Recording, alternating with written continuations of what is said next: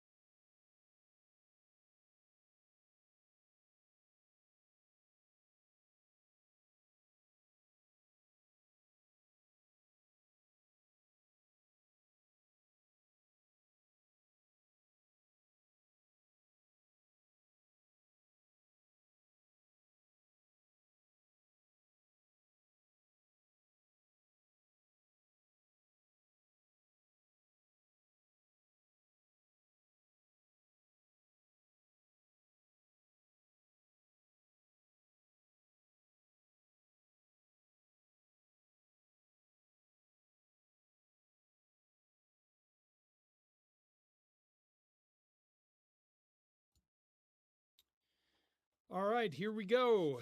We are going to look at Ecclesiastes here, and thanks for tuning in.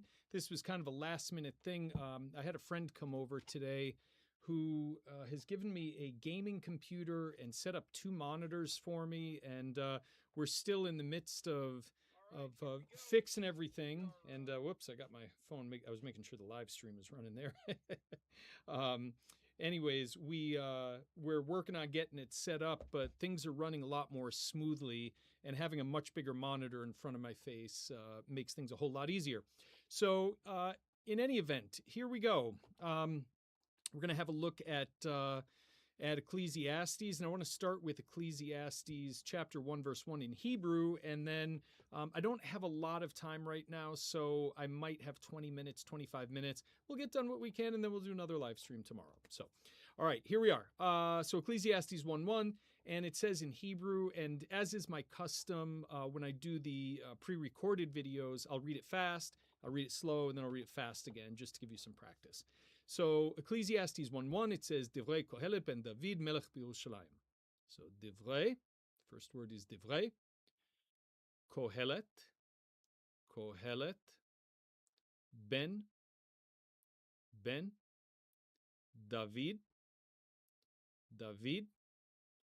melech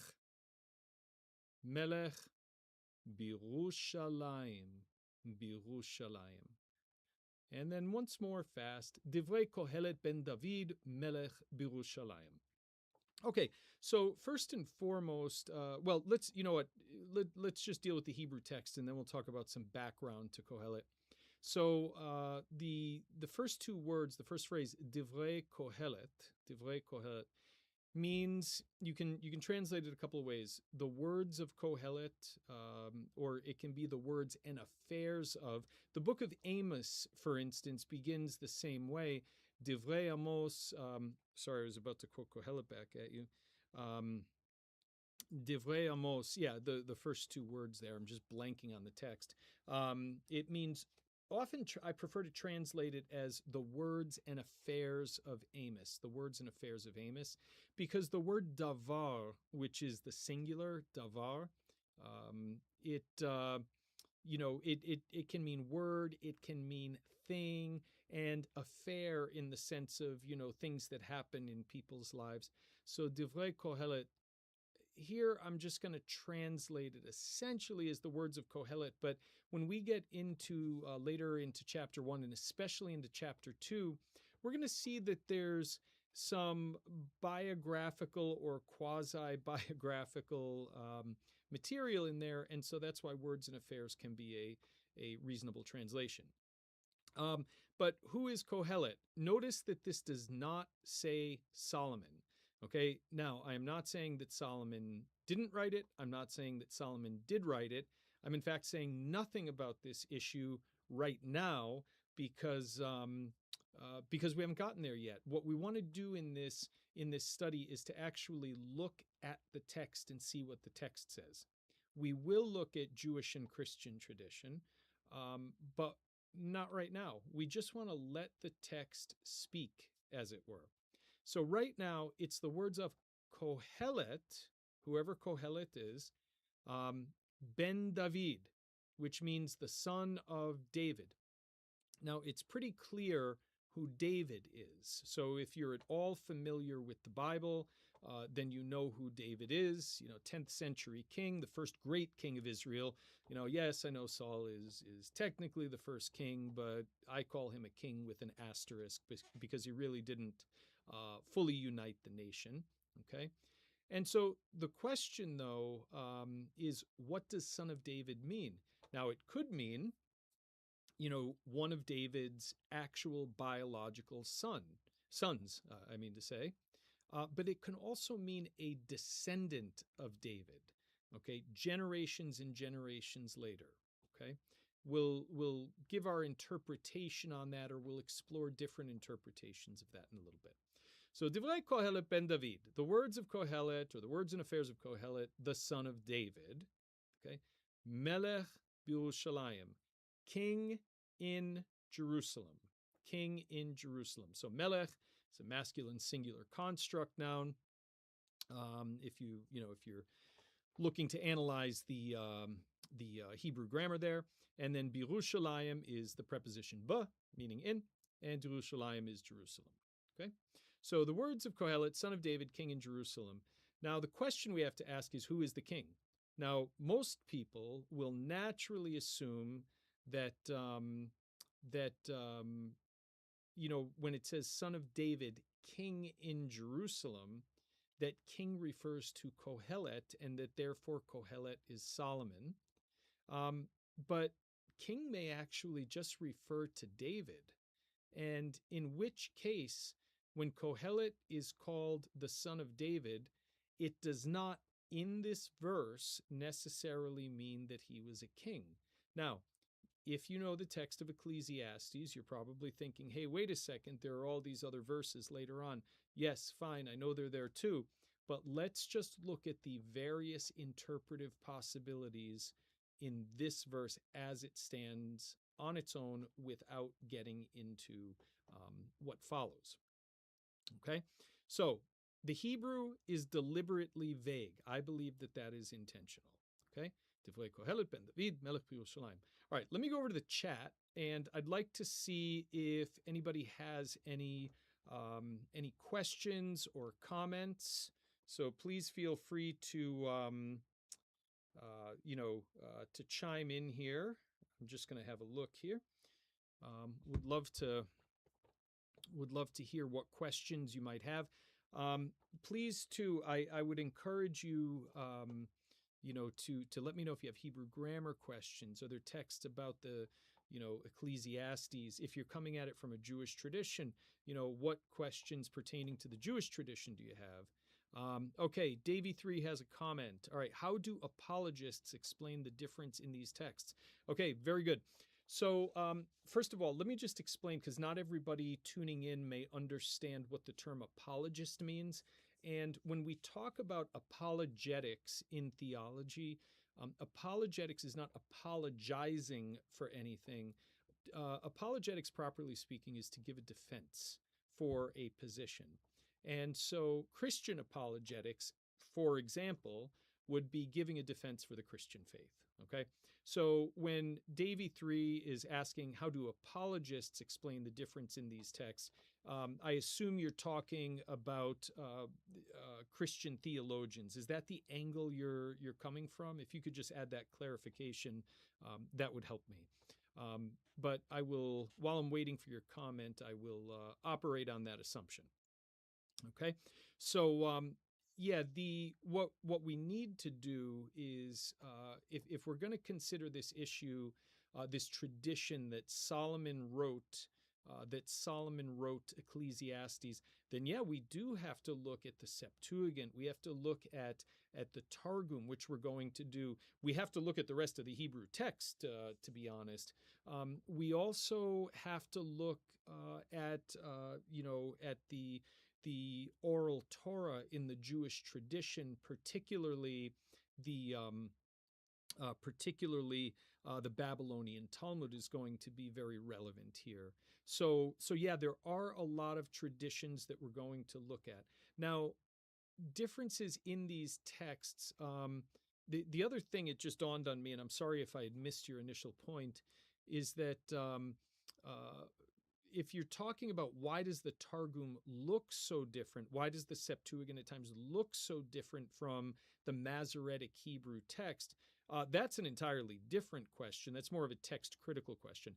Okay, so David 3, well, both sides, because they claim it's copied word for word. Okay, I see what you're saying. So one of the things that seems to be, and forgive me for reading into your question, and as I'm talking, please be sure to add clarification so that I can answer this in the most meaningful way possible.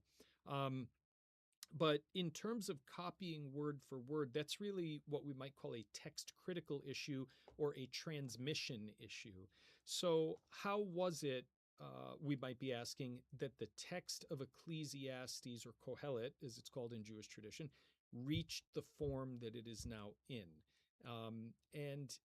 If it's copied word for word, if your understanding is that it's copied word for word, kind of, sort of, but there's more to the,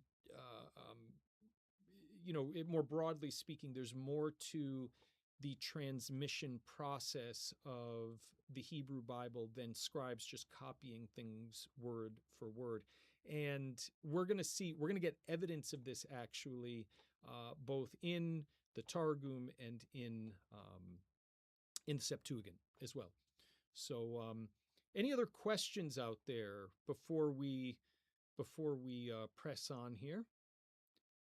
Okay, and while I'm waiting for other questions, I do just want to encourage you, if you're interested in helping support this channel and the work that I'm doing here, there's a couple ways to do that. One is to become a Patreon subscriber. I'm actually going to be uploading edited and refined versions of a lot of these live streams to my Patreon page, where they'll be available to subscribers. So they'll eventually not be available on YouTube. So I do the lives through YouTube, and then we'll be transferring the videos over to Patreon. And Patreon also has the full version, the unabridged version of a lot of my videos as well. So it's a great way to support.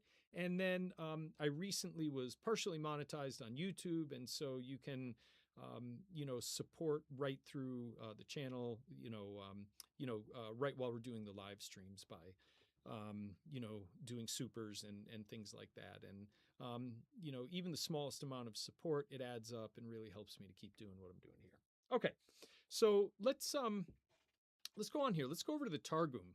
Okay. So we're going to go over to the Targum, and I'm just going to move, I got to move a few things around. I don't have my, my second monitor, set up yet. So I can't,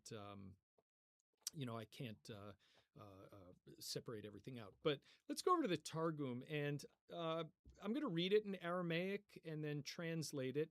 If you don't know Aramaic, that's okay. Just be patient. We'll get to the English, and we'll analyze the English there. But it begins. The first two words are pitgame nivuah, pitgame nivuah. And pitgame essentially means the words of. Now, there's a few words in Aramaic for word. A very common one when we're translating davar, is pitgam. So the words of, and then the second word is nivuah, interestingly enough. You say, nivuah, that means prophecy, doesn't it? It absolutely does. So the words of prophecy. And so right off the bat, we have to pause. Because in the Hebrew tradition, I'm sorry, let me rephrase that. In the Jewish Bible, and in the interpretive tradition of Judaism, Ecclesiastes properly belongs, or Qohelet properly belongs within the wisdom tradition. So there were four main intellectual traditions, or I should say there are four main intellectual traditions that we find in the Hebrew Bible. And, the first one you could say is the royal tradition. Now, this is not chronological, but the first major tradition of the Hebrew Bible we could say is royal. And so when you think of some of the Psalms that are often labeled rightly or wrongly as messianic, anything having to do with the king, these would be royal Psalms. Actually, I set a book aside. Well, I guess I moved it again. But I had a book on my desk. Oh, here it is. It's under my microphone. So I got to move my microphone for a minute. I had set it out because I plan on doing a video. But John Levinson's book, sorry, I'm trying to hold this level here, Sinai and Zion, an Entry into the Jewish Bible. Sinai and Zion, so Sinai is a non-landed tradition, non-landed, with no king, and Zion is a landed tradition with a king. And so the Zion tradition is a royal tradition, okay? We read some of the royal tradition in the book of Isaiah, okay? If you, so much of what's there in Isaiah's diary, as we call it, in chapters 1 through 11, or, 2 through 11, however you want to number that, is royal. We also have the prophetic tradition, which I don't think really requires much of an explanation right now. So we've got the royal tradition, the prophetic tradition. There's the priestly tradition, and the priestly tradition is, obviously going to do with, laws and religious practice, right? Things that priests would be interested in, and that's not just limited to Leviticus and Exodus and so on and so forth. It also includes the prophet Ezekiel, because Ezekiel, it says, Vayhi, the text begins, Vayhi bishloshim shana bar revi'i b'chamisha lechodesh. And so then it goes on to say, I think it's in verse 3, I believe, could be in verse 2, where, well, why don't I just bring it up, right? So why am I doing this from memory when I clearly don't have it memorized perfectly? Used to. So Ecclesiastes 1:2, B'chamisha lechodesh, Yashana, Hachmisha, Laglut Amelech, Yoyachin. Yeah, so right, it's verse 3, as I said originally. Yeah, Hayo Haya Dvar Adonai El Yechezkel ben Buzi HaKohen, right? So now the word of the Lord came expressly to Ezekiel, the son of Buzi, the priest. ha-kohen, okay? And Ezekiel is very much a priestly book. It's as priestly as it is prophetic, okay? So we've got the royal tradition, we've got the prophetic tradition, we've got the priestly tradition, but then there's the wisdom tradition, Proverbs and Job, and of course Ecclesiastes. Okay, and so what's fascinating, and the reason I point this out, is because when we go over to let's see, we're having a hard time here. Oh boy, still learning how to type, I guess. All right, boom, boom, and boom, boom. There we go. Okay, so when we go over to the Targum, and it says pitgame nivu'ah, the words of prophecy, okay, and then it continues the nabi Qohelet, okay, so which Qohelet prophesied. So we have two words, a verb and a noun for prophecy here, and all of a sudden, what the Targum has done is it's turned a wisdom text into a prophetic text. It's you could say it's a shift in genre in many ways, or at least a shift in the assigned intellectual tradition. So pitgamei nevuah de itna bi Qohelet. So the words of prophecy which Qohelet prophesied. Now we can already see that this is a huge expansion from the Hebrew text, because the first four words here in Aramaic are an expansion of the first two words of the Hebrew text. So I'm just going to highlight this on the screen for you. We'll make it yellow. I don't know if you have a favorite color. Let me know. You can purchase a super or something, and I'll let you pick the color for the day or something. There we go. So yellow will be our color of the day for now. But divrei Qohelet in the Hebrew would literally be, if the Targum was being literal, it would be pitgamei Qohelet, and that would be a literal translation, but it's not. Okay, so we have pitgamei nivuah de itnabi Qohelet hu Shlomo bar David. He is Solomon. It's specifically, the Targum specifically identifies him as Solomon. He is Solomon bar David. Bar David is just a literal translation of Ben David. You know what I'm going to do? I'm just going to highlight in the Aramaic only the words that are literally, literal translations of the Hebrew here. So pitgamei, Qohelet, hu Shlomo, right? Hu Shlomo, nothing in the Hebrew text there. But then bar David. Let's see, why aren't we? Whoops, hold on. Highlight.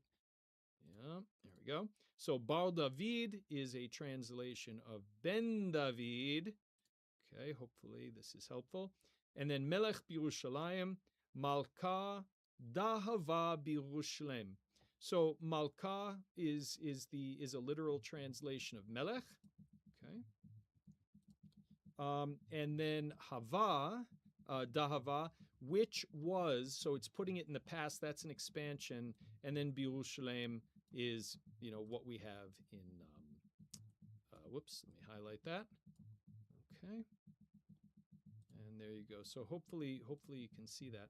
But we can see that what the Targum has done here is that it has expanded the Hebrew. All of the Hebrew words are there in the text, okay? But there are supplements which completely change the way the text is being read. All right. So let me pause there. And this is my translation. So I told you guys in a previous video that I had been hired by Accordance Bible Software a number of years ago to be part of an international team of scholars who translated the Targums. And one of my responsibilities was translating Ecclesiastes. Whoops, and I don't know why I can't highlight that here. Let's see. All right, let's see. There we go. Let's highlight that. And so you can see there's my translation of the Aramaic. The words of prophecy, which Qohelet, who is Solomon, the son of David, king of Jerusalem, King of David, who is in Jerusalem, prophesied. So, that's how I deal with it. It's kind of the Targums can sometimes be a very clumsy text in terms of how they come off in English, but it's because all these supplements are thrown in. All right. Any questions? I haven't seen anything come through the chat. So, hopefully, hopefully everything's making sense here. I'd love your feedback. Is this new setup working? Do the highlights work? Are you able to see the text clearly? Whether you're on your phone, on your computer, just let me know there. And yeah, I'll just give it a minute. If anyone wants to leave comments there, please feel free to do so. Right, and while we're waiting for that, we'll just glance at the what's it called? The Septuagint. Some people say Septuagint, some people say Septuagint. Either one's fine. Everybody is welcomed here. Okay, and I'm going to just quickly, so we can see that, I'm just going to move my mug here. You know what? I'm just going to get my mug out of the way for a minute, right? Let's just get me out of the way. You don't need to see me while I do this. Okay, and we go over to the Greek, where it says remata ecclesi. And so I'm sorry, I'm trying to get in the habit of using modern pronunciation. I'm in the habit of using the Erasmian, and it's sometimes it takes a while. Oh, volume's a bit low. Gee whiz, sorry about that. Hopefully the volume is, let's see, is the volume any better now? I just turned it up a little bit. Really sorry about that. I'll try to remember that for the future. Let's give it a little tick up there. Hopefully that helps. But yeah, anyways, so if we're pronouncing using modern translation, which I'm trying to get in the habit of doing, it would be rimata, okay, which would be the words, okay, rimata ecclesiastu, okay, ecclesiastu, which would be of the ecclesiast, that is better. Excellent. Thanks, Davey3. Appreciate it. Okay, so the words of the ecclesiast, the son of David, so that would be Iu David, okay, Iu David, okay, Basileos Israel, the king of Israel, and then you get in Jerusalem, and Jerusalem, okay, in Jerusalem. So we see in the the term ecclesiast here, which is, we'll have to talk about that in the next video. That's going to require some commentary. But notice it says, instead of king in Jerusalem, king of Israel in Jerusalem. And that would be, it's either referring to David, who is king of Israel in Jerusalem, or Solomon. Okay. But the Targum does not, the Septuagint does not do what the Targum does by naming Qohelet as Solomon. Okay. Well, I have to split. Hopefully this has been helpful. And if you want to see me continue this series, please let me know. I really appreciate the feedback. And yeah, be sure to check out my Patreon page. I really appreciate everybody's support, both in terms of viewership, checking out my other videos, and also the financial support that you provide by being a Patreon member or through supers and that kind of thing during the live stream. All right, have a great day, everybody, and maybe we'll see you tomorrow. All right, take care. See you.